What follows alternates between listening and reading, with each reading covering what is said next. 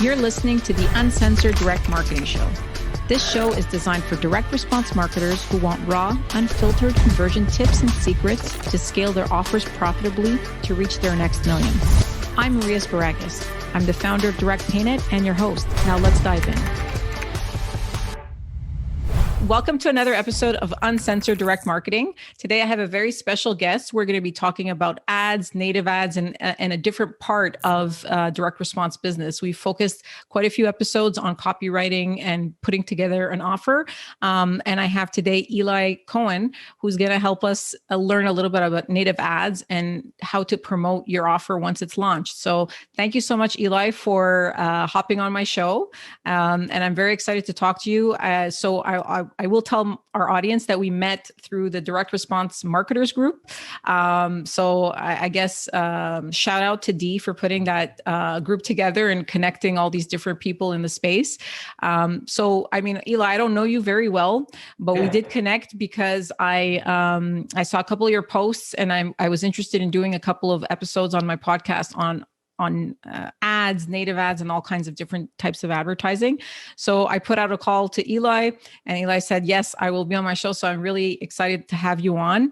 Can you tell us a little bit, just about your path, what you're working on and how you got into buying ads? Yeah, for sure. Well, first off, thanks for having me on. It's really awesome. This is my first type of interview of any kind. So it's kind of cool. I feel a little proud about You're going to do great. Yeah. I feel proud about my career and my accomplishments so far. And if I'm a little nervous, I'll probably start out a little nervous and then I'll get more comfortable as we go. So buying ads in media, like if you look at copy is a sales multiplier. And then if you look at media with whatever channel that is, you can think of that as more of a sales driver, right? And they go hand in hand. If someone specializes in writing copy, you want to get as many eyeballs to that copy as you possibly can. And that's where buying ads and buying media comes in. So my start is, I learned about internet marketing and online advertising like 10 years ago, actually. I'm 27 now. So in high school, junior year of high school, I was browsing internet forums because I was like kind of a computer nerd and figured that there had to be some other type of way to have a career and make money besides like college and then corporate and then work 40 years and then retire. Like that to me was my idea of like what I wanted to do with my life wasn't congruent with, being in that part of the system. Maybe it's for other people. Personally, for me, like I just can't, I don't fit. So that was 10 years ago and it just like planted a seed in my mind. And then I had tried like a lot of different kinds of ventures, like eBay, flipping, hustles, like building websites for people, doing like pretty much like hustling, like any which way to Sunday.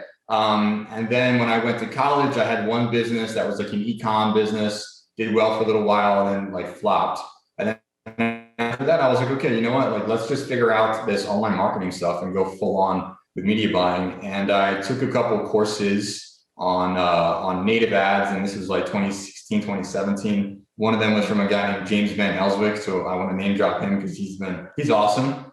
So I learned how to buy media on native, and for native, all native ads is it's native content, right? So native ads are like, they're pretty much like sponsored content on news articles and different websites that you see online, but also the big platforms, their ads are transitioning over to native ad units because native ads, they just don't look like an ad, right? It looks like content. If you look at like on Forbes or CNN or something that has sponsored content below an article, and you have these weird images with headlines and like funny stuff like eat this one weird fruit to, clear your bowels or something like that, right? So these ads get like millions and millions and millions of impressions. And this is like very high quality traffic.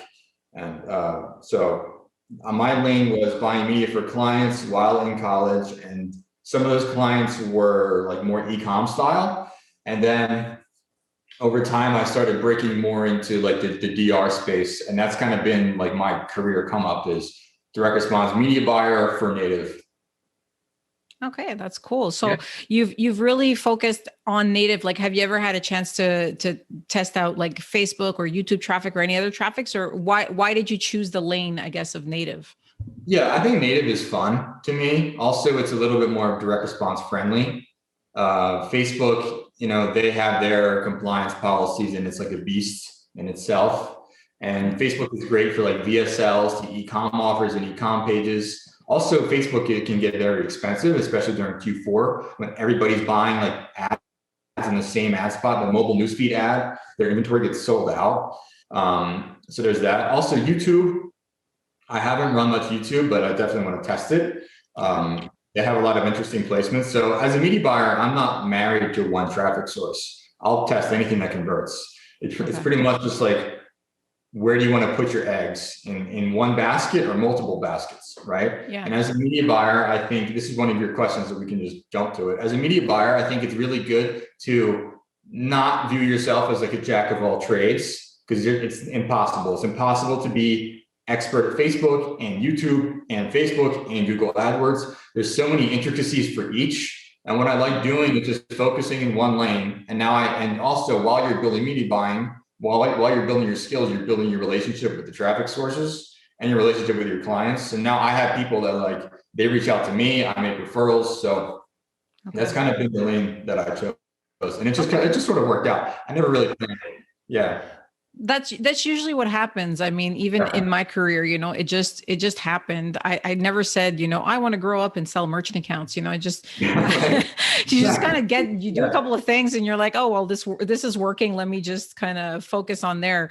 But I mean, I do want to dig in a little bit on like what is native and how you buy native ads and so forth, because I am, I'm a little bit, I am a complete beginner in terms of like ad buying. So I'm looking to learn, and I'm also trying to, educate our audience and kind of understand, because people usually get, Facebook ads, you put an ad on Facebook, go through compliance, go forth. Same thing with YouTube and so forth. But native seems to be a little bit of the gray area where people are like, what is native? Like, how do I get there? Like, what do I do? So I'm just curious in terms of native ads, you mentioned first that they're well suited for direct response, obviously, because there's less compliance, but what is a native ad and how do you place a native ad? Like the most basic question.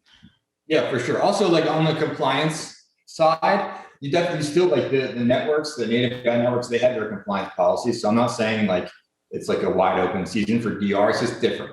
Yes. They have editorial and content policies. So it's just different. And then, so like native 101 is basically native ads are just content that is native to the structure of a web property, a mobile website, a desktop website, a news site, a blog. It could be anything. And over the past few years, like over the past, 10 years or so, native is not new. Like it's been around for a while. And publishers, so we'll, like for the rest of the conversation, like a publisher will just use this a website. Websites, like their revenues have been declining, right? If you look at a lot of the media outlets, a lot of the print media outlets, and a lot of these different companies, their digital revenue has replaced their subscription revenue for newspapers or print or whatever, right? So they want to generate as much revenue as they can per impressions. And that's where the native networks that come in. The native networks, the big ones are Taboola and Outbrain, both Israeli companies. And there's other native networks as well. And all native is these networks, they own their software that delivers ads to like thousands and thousands of different websites at a given time. Okay.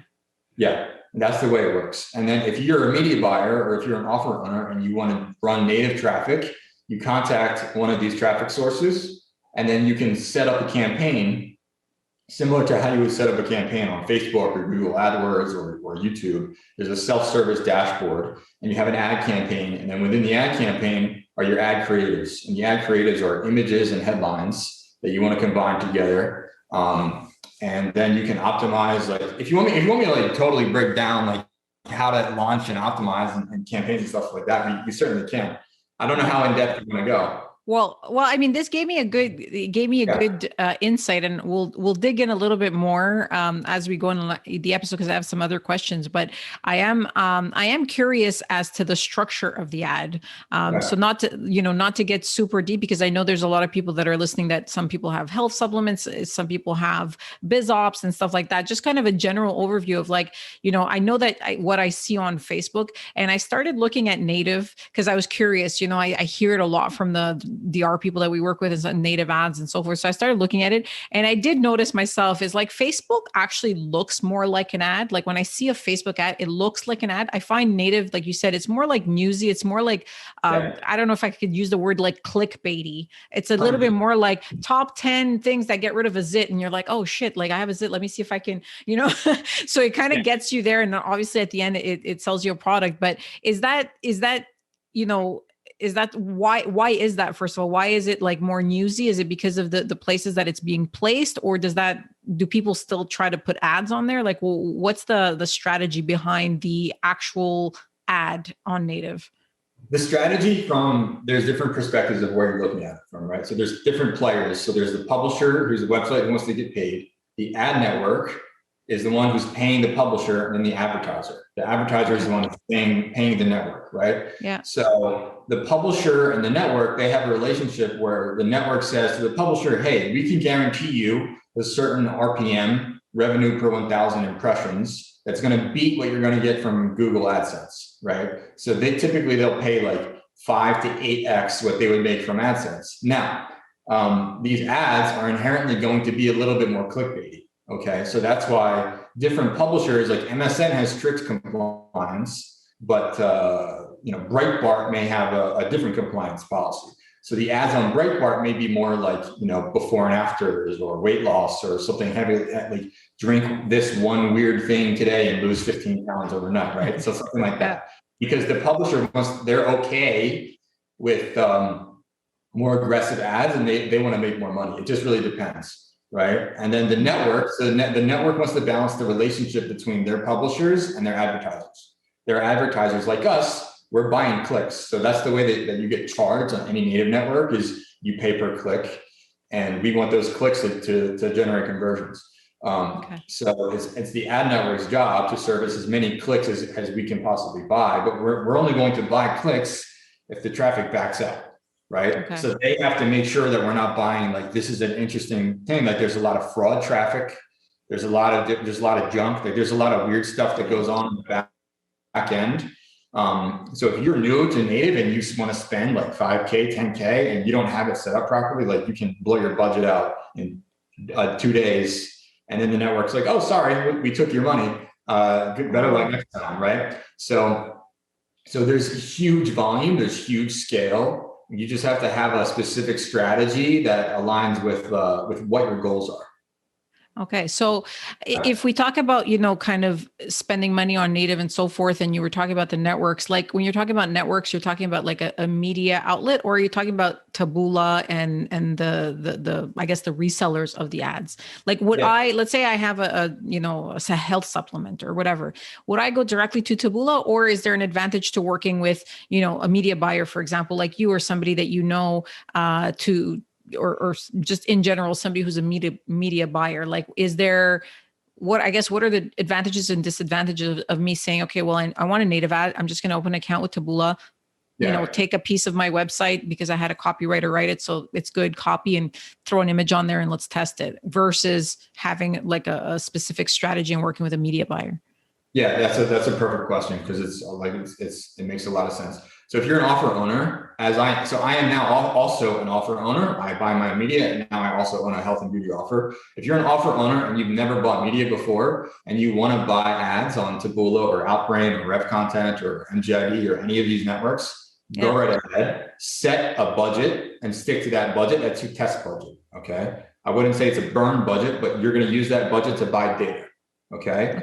And that's really what it is. So you're buying traffic, you're buying clicks, and you're going to see a breakdown of like all this different data from those clicks. Some of them will convert, some of them won't, but you'll start to learn how to buy media. If you want to expedite the process, go to a media buyer, and you can either go to affiliates. You can either have an offer for affiliates that are native affiliates, or you can have an internal native media buyer who will manage your campaigns for you. And this is how my career progressed, right? So I was like, all right, let me do this. Let me be an internal media buyer for direct response advertisers that's paid on performance only. So I take a percentage of the profit that I generate. So my incentive is to crush. My incentive is not to just charge an agency fee, because there's a lot of agencies that sell, we buy media as well, but I don't know how good they are and how not great they are, right? Plus they have a retainer or whatever. So when you go to a media buyer understands the optimization process. And we typically know, if we look at funnels that have been running for like 6 to 12 months on native, we know the flow that converts well. And usually the flow that converts well is like native ad to pre-lander to offer page. And the offer page could be a VSL or a video sales letter or a long form sales letter or a more e-com style page. It depends on the vertical. It depends on the vertical and the geo. But also, like with a seasoned media buyer that you trust, you can scale quicker, you can buy more data, and typically you're not going to like burn all your budget. Yeah, I mean, it definitely sounds like to me, if I were to launch an offer, let's say if I were to say, I'm going to focus on native, because obviously it's hard to kind of crush it all across the Facebook native and YouTube and so forth. So if I say, okay, well, I'm starting my offer, I'm going to do a health offer, I'm going to do native. It feels like, just talking to you briefly, even just like the last couple of minutes, is like, it's almost like a full-time job to really crush it on it. So it probably, in my opinion, if you have a budget and somebody's willing to be performance based, it would be likely the best solution to work with somebody, at least to get started, because it would take a long time to really test all this stuff out. And do you find, like, testing wise, just in general, obviously you focus on native, but just from what Facebook, YouTube, and native, would you say that native's the easiest one to kind of get bigger bang for your buck faster than Facebook? Like, which one would you say, like, okay, well, if you place a good ad, this one will convert the fastest? I don't know. Maybe it's hard to say, but I'm just curious. Like, would you say that one would get you to a good place faster? Yeah, I think it just depends on like what the business is running, like what the offer is, right? Because there's offers that are good for, I call them like kosher offers. There's offers that are okay for Facebook and okay for YouTube, but not for native. There's offers that are okay for native and not for Facebook or YouTube. So I don't really want to compare apples to oranges, because they're totally different platforms. And if you're a direct response business and you have the smart move is to have multiple funnels and match the funnel for the traffic source, and then have KPIs that are incentivized for people, whoever's running the traffic, to perform for that traffic source. Facebook is different. YouTube is totally different, because it's all the medium that they're consuming content is all video, right? Okay. And native ads are typically image and text. They are rolling out like in feed video units, but these video units do look like advertisements, right? So if your advertorial, if your sales page doesn't look like, if you study like the old school direct response sales letters, the ads, the sales letters don't look like an ad. It looks like a letter written to somebody, right? Like the original Wall Street Journal sales letter, like the Tale of Two Men, or I forget the exact title of it, but it's one of my favorite like old school direct response sales pieces. It looks like a letter, right? And a lot of the really strong native offers, the sales pages, and some of the VSLs, they don't look like ads. So their guard is down. On Facebook and YouTube, those pre-roll ads, like, I don't know how many people, I skip through the YouTube videos most of the time, unless there's a cool video that I see. So as far as buying data quickly and scaling quickly on native, if you're an advertiser, look at what other people are running in your vertical. If you're weight loss, or if you're like, I mean, a big one is like fungus, or like male enhancement, or, these offers still convert on dating converts, app installs convert. Even CBD is big now as well. So I would really just look at what else is running and then match your offer to be similar to that variant or that version. Okay. So, I mean, whatever the lesson that I get here is that your offer can work on all three, but you need to have a different strategy for all three. Like a native ad will have a different strategy and so forth. Do you find that native ads are for a more like an older crowd? Like, I get the impression that it's like more, like people who are on like MSN are not necessarily, the youngest, the spring chicken. Like, I mean, I used to use MSN Messenger like in 2006 or something, and everybody just kind of got off of it. But I feel like when I listen to you, I feel like native is for 50 plus. Is that usually what you think, or what you see? all demographics are being served these ads and these impressions, but after buying media for 4 or 5 years now and looking at a breakdown and then being able to like read reports and like pull user data on different like gender and age, it skews over. It skews over. Okay. Especially like if someone wants a tip, like MSN desktop converts really well for BSLs if they want to test that. So get that nice. in where you can. Okay. Yeah. You heard it here first, guys. You heard it here first. Yeah. So I mean, it's not a cheap placement either, but when you can dial it in, like you can really scale. okay. So it typically skews to baby boomers, really. But everyone is looking at articles on their phone about the latest political news about whatever. So I'm guilty. Sometimes I get suckered into these like top 10 things you can eat in the morning to have a flat belly. And we've read like a million of them, but you're like, let me read one more, see what happens. And then you get targeted for that stuff. So do you find that in terms of targeting, like talking about, we're talking about age and stuff like that, in terms of like targeting your audience for your ad, like I know Facebook, you can get so granular, you can like drill it down to like who's his cousin kind of thing. With native, what kind of targeting can you get? Yeah, it depends on the network. It really depends on the network. Also, you can set targeting settings in the campaign. When you create the campaign, you can target like age, demographic. You can target like there's all these third-party data providers for Taboola and Outbrain where you can target people who are like smart shoppers or have an affinity for health or stuff like that. Okay. You can test that. Typically, you can certainly test that, and it can work. It just depends on how you have things set up. But I typically just turn that off, and I usually qualify the prospect with the ad. That's usually how. Yeah. So you cookie them basically, and you just follow them around. Is that it, or kind of retarget? You can definitely do retargeting campaigns. You can also share audiences between different traffic sources for your different retargeting campaigns, which is another tip. If you use like a third-party retargeting network, you can retarget your audience from native. And you can retarget them with ads on like Facebook and YouTube and Google Display, like all around the ecosystem.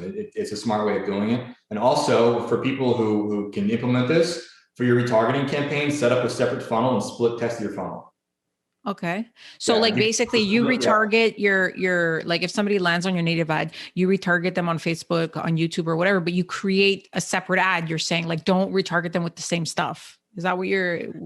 So you can segment it out, right? So if somebody goes to your funnel, ad, lander to offer, and they don't convert, you can retarget them and send them back to your offer or back to a checkout page or to a different page of like, hey, you left, but here's the 20% discount. Test this today and track that, right? Okay. Yeah, and you can do that awesome. You can do that through the whole funnel. You can do like from people that just clicked add to lander and then didn't go to the offer page. You can set them as a different segment and then send them to you can send them directly to the offer page if you want. Our retargeting campaigns for me have always been like, it's like free money pretty much. I feel the same. I hear, I'm studying ads and I'm studying a lot of, this just pure interest and obviously for the podcast and different things that I'm doing. And I'm like, to me, the money is retargeting. If somebody sees your ad and, it's kind of the old adage, it takes like 7 times for somebody to see you to start trusting you, even though there's nothing different from the first ad to the last ad. I feel like you said, it's once somebody sees you 3 or 4 or 5, 6 times, it starts getting into their head. And then, you're probably getting a much more qualified buyer than just, randomly getting new traffic. But that's really interesting, retargeting people from native to go to Facebook. And then with Facebook, I guess you can get more data also from Facebook. So you really get to know that person that's coming into your funnel and so forth. When we're talking, I want to just one last question on this like whole targeting topic, because this is selfishness. I'm purely curious about this, but when you say like you can target, through the different ad networks, these ad networks like Taboola and all the different big ones, like they have limited amount of data other than like, I guess you're like, because Facebook will know how old you are, where you went to high school, what you did, where you work, all this stuff. But how does Taboola and all these other networks, other than, because to me, before I spoke with you and before I started getting into this, I thought that native ads were almost like a TV ad. It's on and it's just on, you know what I mean? Like I could be watching TV and it's like adult diapers. Well, obviously it's not targeted to me, but like, it's just there. So I figured that native was very similar. You just kind of put something up there and, it just shows up. But you're saying you can actually dig in to like a target, but how do they get that information? Like, I know this is a bit of a technical question. I don't no, fly totally by fine. it, but I'm curious. Yeah. So when you set your campaign, depending on the objective, if you're looking for conversions or if you're looking for website visits or app installs, these native networks, like they're pretty smart. So they have algorithms built and developed where they serve certain types of ads per media property. So they know like the demographic breakdown from that media property. Okay. And that media property shares that information with them. So if you're on like, I don't know, some type of Huffington Post or something like that, and you're a female, then the algorithm for Taboola and Outbrain, they use AI. They're really smart. They're really smart. These guys are like high level computer data analysts and scientists and like way beyond my knowledge level of computer science. But they'll match your content to the right audience, and they also have like performance lists of publishers. So if you're a DR advertiser, if you own a health supplement or anything. Also, here's another point: native is not only for DR. Native content is perfect for any brand, any direct-to-consumer e-commerce brand, or any kind of brand that wants more users, right? Because people they're used to consuming content, and if your content is informative and can help them like solve a need or a product, they'll sign up. Whether that's like buying a mattress, like one of these Casper or one of these direct-to-consumer companies, right? So this is where like a lot of spend is transitioning over to native, and every platform is coming out with native ads because this is native content that you can promote. And that's really what it is. Like that's where the internet is just content consumption. Like this podcast, which is awesome, by the way, is content consumption. Yeah, right. And then Facebook is all user-generated content consumption. And native is just you're amplifying pieces of content. And for the DR people, we just want that to convert. But for other advertisers, they may have different goals. No, that's super interesting. So basically you're targeting through the demographic data of each of the platforms, which is really great because I was under the impression that there was not much targeting. You just, it's almost like you just put it on there and you say, okay, I want something more liberal or something more, right wing or whatever the case is. So that's super interesting. I'm curious about, just the actual media or the actual ad that you're placing. And, we had a quick discussion. I'm not going to get into it, but you were mentioning about copywriting and media buying kind of being tied in. So how would you say, would you say that, let's say a copywriter is kind of getting started. I had Stefan Georgi on my podcast a couple of weeks ago, and he was saying, we were talking about copywriting, email copywriting and long form, and then all the different types of copywriting. Would you say that media buying is almost like a form of copywriting? Like if you're a good copywriter, you might be able to translate it into like good media copy, I guess? Yeah. So Stefan is a good friend of mine. We don't live far from each other here in Vegas. And so being a good media buyer inherently means that you have to be a good copywriter. Okay. Because as a media buyer, you're telling stories. Right. And as a copywriter, you're also telling stories, but as a media buyer, you get to test your copy immediately. And whether your campaign is working well with the story that you tell, right? And the entry point is image and headline. Your headline is a huge piece of that. If you look at Taboola and Outbrain, they send out quarterly statistic reports of like what element of the ad generates a higher CTR. And sometimes, depending on the ad, it's the headline. Yeah. So headline is to me, sorry to cut you off, but like being somebody that can write a good headline that's what gets your attention. Like you were saying on YouTube, we usually skip over ads and stuff like that. It's very rare, but I think you have about, they used to say 7 seconds. I think it's like 2 seconds now. You have like a second to get somebody's attention. So, your headline is like, that's it. If your headline stinks, you're done. So, I guess, what you're saying is to be a good media buyer, you have to be a good headline copywriter. Is that accurate? Yeah, not just headlines, because as a media buyer, you're testing, any good media buyer is testing the entire funnel, right? Okay. So you have the ad and then you have the pre-lander, and the pre-lander is super important. The pre-lander can be a landing page that says like a advertorial style. It could be a review page. It could be a how-to page. And you're speaking directly to your target demographic. And it's cool because you can test pretty much immediately and you know whether it's going to convert well or not based on the data. Okay.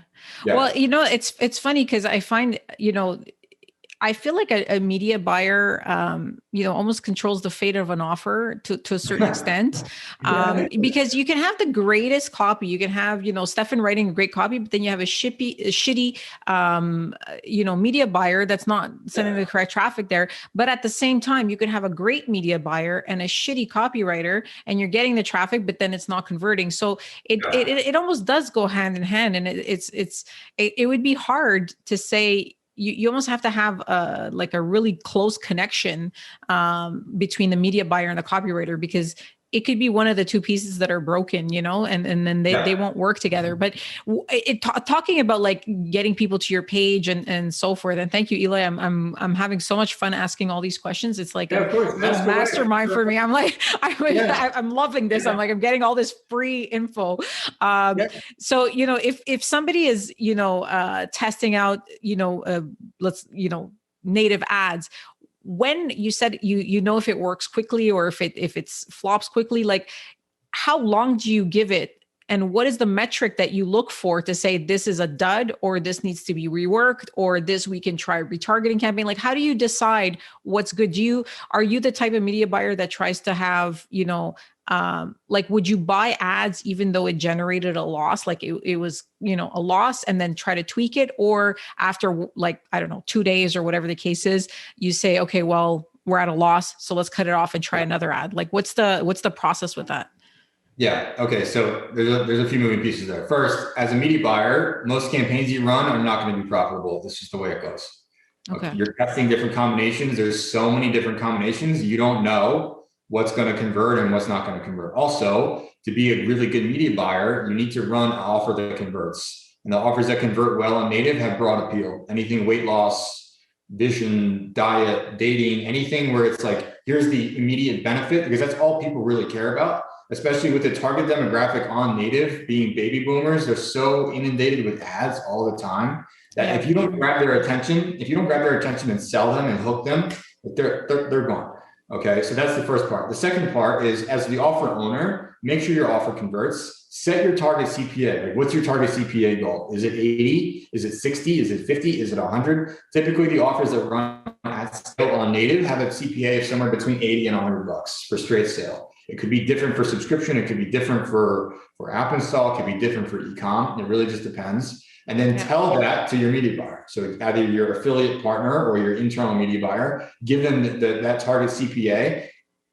That target CPA is the overall campaign CPA. Okay. And if they're running multiple traffic sources, I recommend people who are like, if you're new, pick one traffic source, have somebody just focus on that traffic source, have an allocated budget of between 5 to 10K for the month, and then work with the reps at the traffic source because they want to help you succeed.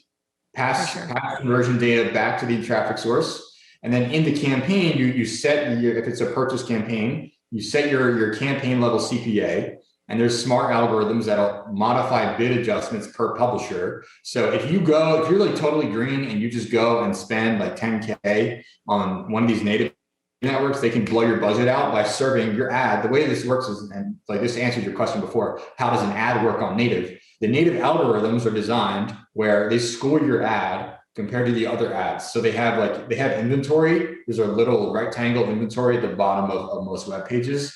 And you're competing against other advertisers at the same time.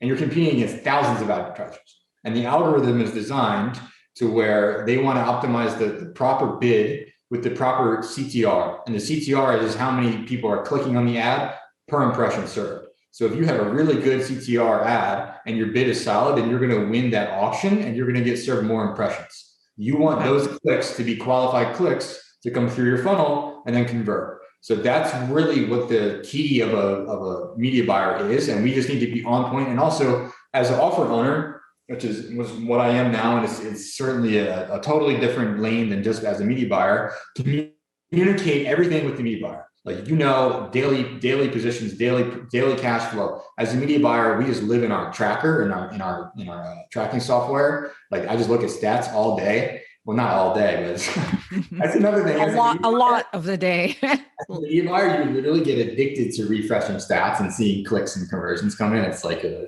dopamine hit. It's tough. If you get addicted to it, it's tough to set that aside. But yeah, just communicate with them. And so also, like, what makes an offer work on native, right? Like that's kind of your question that you're asking me for offer owners. What makes it convert? If your offer is already converting on other traffic sources, like with email affiliates or on display or some other source, then it could possibly convert. Just make sure you allocate time and attention to split testing different elements of your offer page. That could be the headline, that could be the close, that could be the sales letter, that could be a lead in the sales letter. It could be using before and afters or testimonials. Like, there's a lot of different moving pieces. Just commit to it. Just commit to making it work. Okay. So how long, so you said, a good target CPA, let's kind of talk about health beauty offers, let's hone in on those. $80 to $100. If my front end is, let's say, $67, what I'm hearing from you is that I need to have a couple of upsells. I need to have maybe a subscription. I need to have a couple of things. Like, I'm not making $80 to $100 off a $67 front end, unless I'm offering bundles, but that's also a little bit of a harder sell, I guess, to get more people bundled. So first, two questions. I'm going to try to keep it in the same realms. First, $80 to $100 with a 67, let's say, front end, I'm assuming needs a couple of upsells, or are you saying that maybe a subscription funnel is better? Like, how do you get to 80 to 100 with like a product that's under $80, for example, in addition to obviously buying the media? Yeah, for sure. If you have a long form sales letter or a VSL and you have different product options, like the 1, 3, and 6 option, just test different price points. And I'm not saying 80 to 100 CPA is a rule. It's just kind of what I've seen. And any offer that's been running for 2 years, like if you look at Gundry or Golden Hippo, like their offers crush on native. Just kind of analyze their checkout flow and look at what they have. And also, if you can afford to go in the red a little bit on the front end and your LTV is solid on the back end, then it's up to the offer owner to calculate what CPA they want to pay on the front end. So it could be they pay an $80 to $90 CPA for maybe a $47 single option, right? But they have their back end dialed in. So this is the part where I'm also learning now as an offer owner. There's a whole the business and also I want to separate out from offer owner to business owner. Being a business owner means that you own offers. An offer can be what you're offering to a specific audience on that traffic source. Some people just own an offer and they're hot on one traffic source. And then when that dies, their business kind of dies, right? So there's different perspectives to look at this. Yeah. I mean, a business, you gotta, you obviously start as an offer owner, but then you gotta start adding things to your business, because if not, everything has a cycle. An offer can't last forever. It's one product. I mean, you can reinvent it a couple of times, but after a while, even Gundry, has new things coming out, and all these big monster companies, Agoras and all the different, they have tons and tons of products and offers that come out. So building a business is a lot more than having an offer. That's for sure. So, I mean, usually just your personal experience, and, we're not holding you to it here, but do you have like a certain amount of time where you just call it quits on an ad? Like, do you say 3 days is my hard deadline? I'm just curious, like if somebody's getting into media buying or somebody has an offer and maybe has a smaller budget and is wondering, how long does this usually take? Like, how long should I stick it through? Okay. So if they have a smaller budget, like what, like under 5K? Yeah, like a couple of $1,000 or something. Obviously you're not going to go in with $100, but let's say 3,000 to 5,000 is your budget. Like, how long do you stick it through?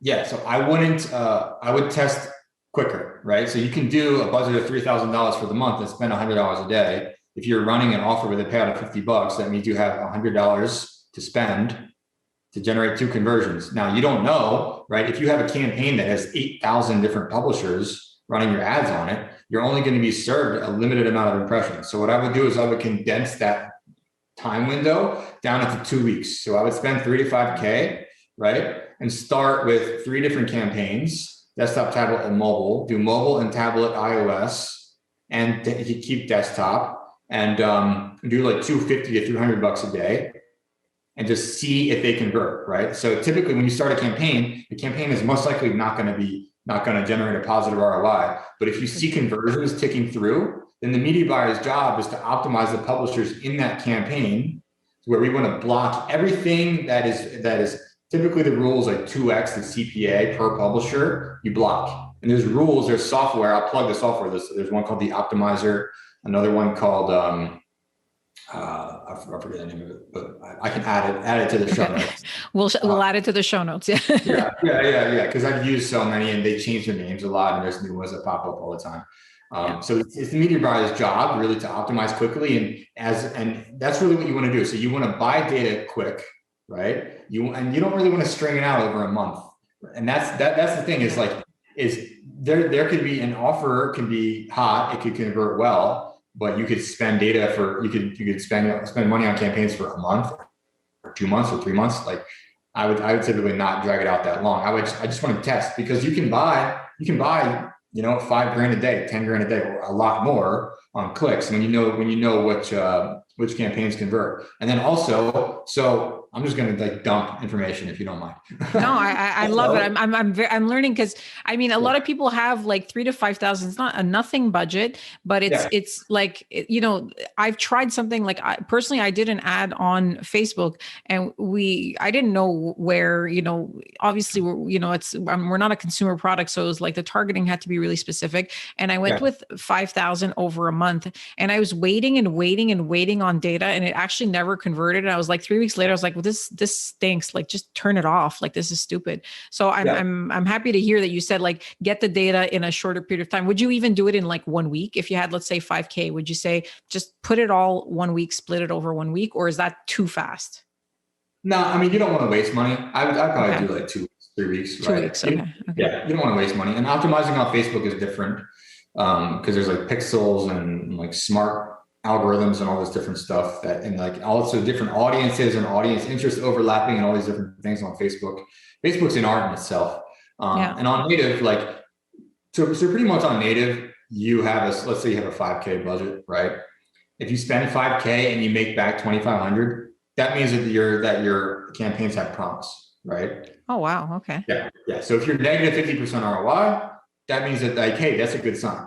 I like that. I'm cool with that. Every campaign I've ever run that has done well didn't start out profitably, right? If you spend $100 and you make back 50, okay, cool, right? So the media buyer's job, and this is what you're buying as the advertiser, is you're buying data per publisher, and it's the media buyer's job to update the campaign. There's tools that allow you to do this. There's widget optimization tools and rules you can set where per campaign, you're probably going to have like a handful of publishers that convert really well. And then if your overall campaign CPA is say like 60 or $70, some of the publishers in that campaign with a specific ad landing page offer combination will generate conversions at 50% of your target CPA.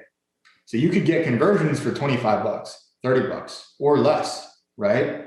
And it's just up to the media buyer. This is what determines like a good media buyer from a mediocre media buyer. The media buyer will then duplicate that blacklist campaign into a new campaign, refresh creatives. So this is the way it works at scale with my friends I'm a decent media buyer. I have friends that blow me out of the water, and they have systems developed and designed to do all this, which is awesome. And typically, like, they also have the networks mapped out. So they know which publishers convert on which networks for which vertical, which is pretty cool. Yeah. It's pretty cool. These guys have spent like tons and tons of money on. For sure. That seems like a very big thing to do. I mean, that your life is pretty much devoted to building these tools, I guess. Yeah, exactly. So this is the thing, right? So as an offer owner / media buyer, like, what are your core competencies, right? As an offer owner, are you focused on building a high converting offer that converts in the back end, and you want to buy media as well? Okay, sure, you can. Or you can focus on somebody like myself and my friends who literally their lives are buying media. Like, they understand these networks from a nuts and bolts level, and they can this is the thing for media, for affiliates as well. Affiliates, a lot of my affiliate friends, they master a traffic source and then they match offers to that traffic source. And that's really what a good media buyer is. A good media buyer intuitively understands what converts and what works well. And the media buyer is the person generating sales and conversions. They're buying media and testing copy at the same time. And that's what's cool about buying media is if you have copy that you want to write and come up with new angles and creatives and all these different things, you can test it immediately. It's a little different from an email copywriter or an upsell copywriter where you deliver the product, you deliver the service to the client. They get back to you like next quarter and they're like, oh, that crushed, that beat our control. Or sorry, that didn't beat our control. Like that, it happens. Yeah. So, I mean, in terms of, working with a media buyer, like when people are working with media buyers, how do you guys, like, do you guys usually, or you specifically, and just, obviously you're in a network of this like cloud of media buyers that, all these people, do people usually take like a percentage? Do they like, is it like a fee plus a percentage? Like what would somebody expect in terms of cost or remuneration, paying somebody that's doing media buying? Yeah. Yeah, I'll be blatantly obvious. So a lot of people will say that they can buy media on native, but they really don't know what they're doing. So that is number one. If I refer somebody to someone else, that means, but from my recommendation, they're high quality. That's the second. Third, it just depends on what the goals are. It depends on the structure. Some media buyers do like a fee plus a percentage. Some, like if you go with an agency, they may have like a percentage of ad spend, which I'm not super familiar, or like I'm not really supportive of that. And then other guys can do kind of like for some of my clients, it was just performance only, and it was performance on the media spend. So if you give me, so you say, hey, Eli, here's a 10 or 20K a month native ad budget. Here's your target CPA, your job to get within that range of that target CPA. What I would like to do is generate a profit on the media spend and take a nice hefty percentage of that profit, which has worked out for some clients. Yeah. I mean, performance-based is interesting because that's really like, if you really believe in yourself, you'll get there. But I do understand there's, certain clients, they change direction very often. So you have to have different business models for different people. So that's interesting. I mean, in terms of like the people that you work with and just in general in your circle, do you find that when you're a media buyer, you stick to a lane of like let's say you just do health and beauty, or do you find that it translates well? Like somebody who's doing health and beauty can also do finance offers, can do all kinds of different things, or do most people, let's say like you, just stick to one industry? Yeah, I've run finance offers on native. They convert. The health and beauty industry for me as a media buyer has been solid because some of the CTRs for health and beauty on native are like sky high, which is awesome. And it just kind of makes sense from a business perspective and an offer ownership perspective because it's a super large niche. And in the specific product fit that I've found, there's kind of like a need for what we have. And the marketing isn't really that great for the brand and the product. So we're kind of blending like DR and e-com with this brand. So I'm excited about that. Any good media buyer can run an offer. If the offer converts, a media buyer can crush it. It just has to be a converting offer. So it could be like a lot of big offers right now in finance are these crypto offers, which are gray hat, I would say, but they convert really well. They convert really well. Also, there's smaller known native networks that only do financial. Okay. Yeah. So more like the newsy sites, I guess, or they kind of like Bloomberg or whatever. Yeah, there's Bloomberg. There's also native ad networks that are also, they're advertisers and they're publishers. So if you go on some of these Money CNN and some of these portals, there's one called like Dianomi or something like that. And they have their own ad unit. They serve their own campaigns and they have deals directly with, brokerage houses and investment firms and wealth advisory management services and all that stuff. Because like we mentioned earlier, the demographic skews to older people. And if you've been working for 40 or 50 years, if you're a doctor or a lawyer or whatever, you have your money stocked away in an investment account and you want to check where your performance is today and you see some ad like, hey, generate 7 million % returns with this crypto fund. Like, go ahead and sign up today. No risk. No financial advice, guys. We're just talking. We're just talking.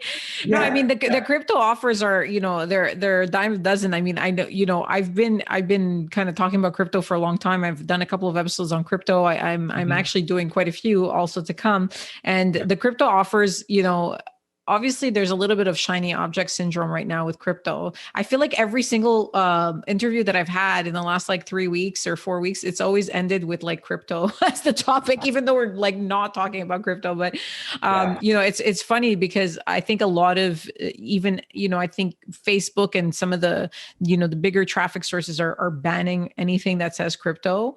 But then, there's ways obviously around it, but I'm just saying, like, if you just have like straight up, like, here's a crypto course, they're just going to ban you and stuff like that. But everywhere we turn, like just yesterday, I saw the craziest headline on CoinDesk magazine. It was like the Montreal Canadiens, you know about Montreal, and that's where I'm from, and we're a hockey town. They just got a sponsorship from crypto.com, or, so it's insane that, now all of these mainstream companies are kind of following the bandwagon, but big advertisers are still kind of putting the halt on stuff and making it gray hat. There's a lot of gray hat offers, but there are actually legitimate people who are just trying to educate people and stuff like that. Yeah. So anyway, you talked about crypto, and you see, I get it always on a tangent, but it's interesting, at least like on native, like talking specifically about crypto. Can you just straight up say, here's a course on, crypto 101 or Bitcoin 101 or whatever? Is it, or are they also kind of starting to clamp down on ads like that?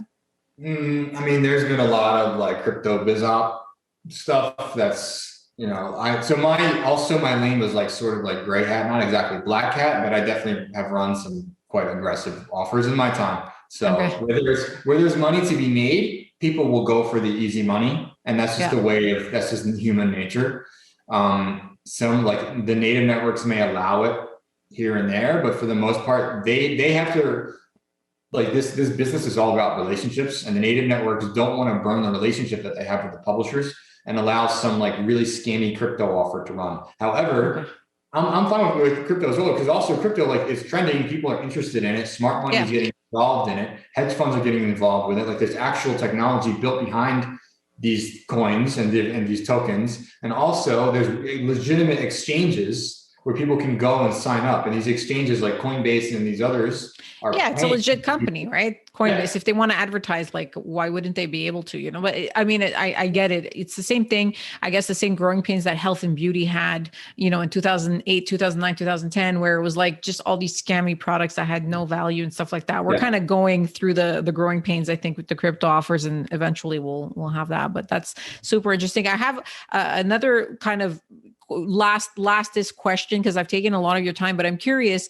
This is because I don't know anything about it, and I'm hoping somebody can learn something. But ad blockers, having like an ad blockers, and the changes in iOS with the cookies and so forth that are coming. How does that affect media buying in general? Like, do you then start having more of a style of a news channel or a channel on TV where you're just throwing the ad up there, or what's happening with all the new changes that are going to happen in ads? Yeah. So I think ads, you look at it by demographic. The older demographic, they're not really that tech savvy. They don't really know how to install ad blockers. And most of the ad blockers you see are like desktop Chrome extensions. I use them myself. Also, as an advertiser, e-commerce advertiser, direct response offer owner, or media buyer, we don't have control over the policies that Facebook and YouTube and these giant mega companies set. So it's up to us to be able to pivot, right? We have strategies and tactics. Our strategies are to generate conversions from these traffic sources. Our tactics have to change with whatever rules or updates that come out. And as far as ad blockers affecting native itself, actually, the mobile ad blockers don't really affect native ad units that much. Okay. Because most of the ad blockers are designed to prevent like push notifications and pops and desktop pops and like this like really annoying stuff. And also the native content, the direction that these native networks are going in, and this answers your question, and the question from the email is, not only will we be consuming content on our mobile devices and desktop phones, but with the Internet of Things, there's going to be ads on every single, like, you can be on the subway and see something. There could be a native ad unit on there, right? Like television, radio, print. And then with Internet of Things, like all these devices are going to be connected to the internet. Like your washing machine may have a native ad unit in there. The format could be different. It could be talking to you like, hey Maria, you have to buy more Tide. You have to buy more Tide. Yeah. Yeah.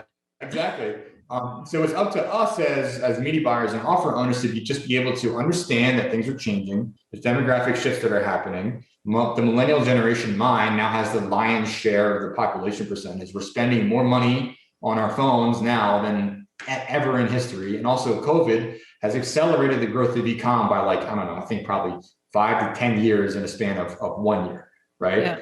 Yeah. So this is a good opportunity for brands to just look at the way people are consuming content and then align their marketing strategies to where that content is going to influence them to convert. So do you think, okay, so that's, for ad blockers, I get that maybe native is not necessarily too much affected, but like the iOS, do not track and stuff like that. Like, how is that going to affect? Because I mean, if you can't, like, retargeting to me, it seems like almost it's dead if this happens, right? Because I'm not gonna, like, obviously I'm not a baby boomer or anything. So, but I'm not gonna, a lot of people will say, I've instructed my parents and just older people that I know, every time something pops up, just say no. Yeah, sure. Block. Don't even read it because, obviously, the older generation, they don't know. So it's like my mom has an iPhone. She's like, I don't know. What do I do? Just say no. So if everybody's kind of instructed to remove, cookies and do not follows and so forth, how would that affect, retargeting and all the stuff that we talked about that kind of works now? Yeah, I think a lot of it really comes down to like identifiable information for users and user data. And these privacy laws are not new. Like Europe has GDPR for Google and Facebook and these other large companies. And these large companies have all of our data. Like Google knows everything I search on my phone. They know what content I consume. They know everything.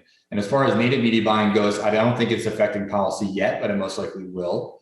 Okay. And it's not going to, it may limit some targeting settings, right? But it's not going to cut ad spend. I think ad spend is just going to increase, really. Okay. So yeah, so it really depends on the platform. Like Facebook has their strict rules. Like Facebook and Apple have been fighting for a couple of years now. And it's really like right now, what we're seeing is as a battle for attention and a battle for data. And these different companies, it's really like 4 companies that run the world pretty much. They have all the data on all of us. They know what our purchasing decisions are.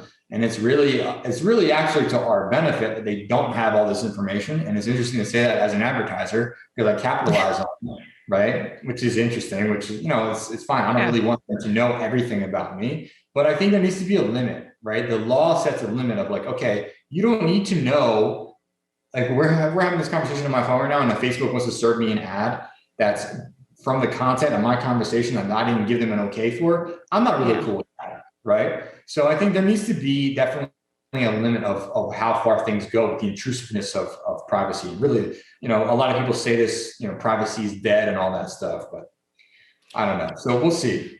It's hard to say, but I mean, obviously, I hope privacy is not dead, but I am in the camp that believes that I think a lot of people don't appreciate or understand what their privacy is. And I think that's what's going to affect the fact that privacy may be dead. Europe's doing a better job, I think, than North America for sure. They're trying their best. But, the interesting thing that I got from your conversation or your comment about this is that, at the end of the day, if you're a good media buyer, you're just going to create a better ad or you're going to do something different. We all have to adjust. You know what I mean? So back in, when I started selling merchant accounts in 2009, okay, it sounds ridiculous, but it was so easy to get something to convert. I was like, man, I really should have just had an acai berry page there. It was like literally one page, sign up, done. There was no copy. There was a shitty headline, like lose 10 pounds. Okay, done. You lose 10 pounds. What? Like, what is that? Now you have to be all sophisticated and studies and stuff like that.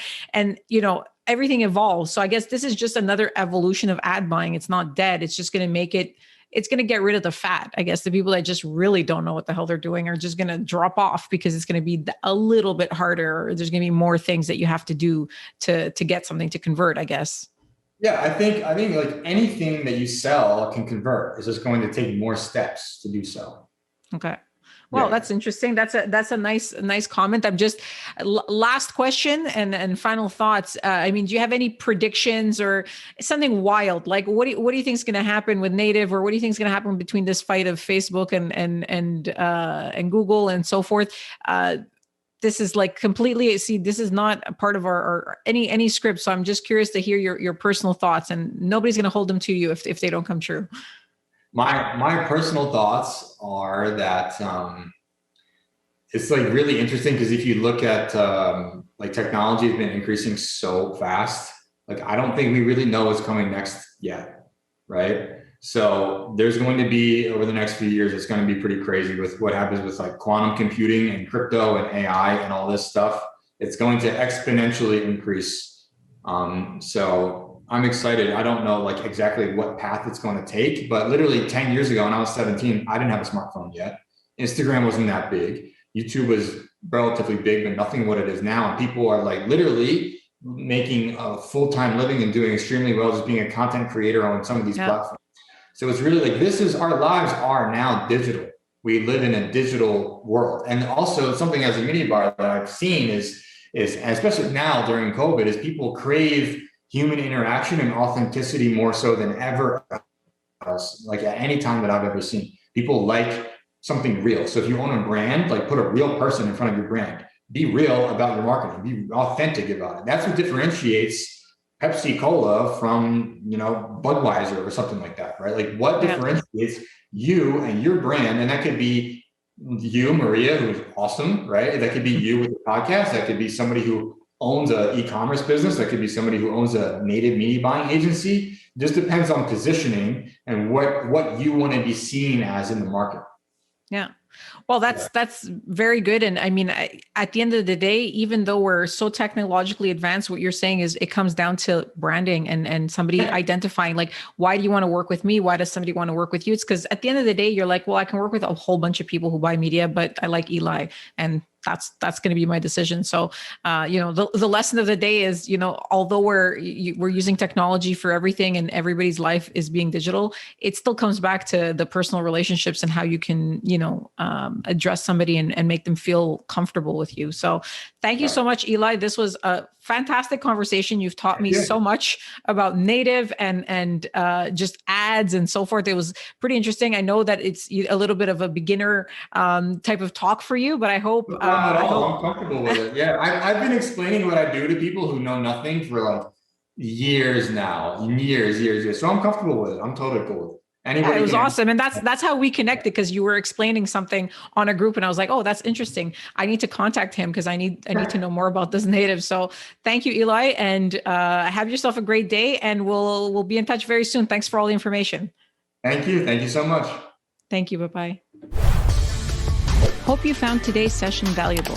If you have any questions for me or just want to connect, please feel free to visit my website, mariasparagis.com. That's mariasparagis.com. I'd love to hear what you're working on, so drop me a line on any hot button issues your business is experiencing. And remember, don't worry about failure. You only have to be right once.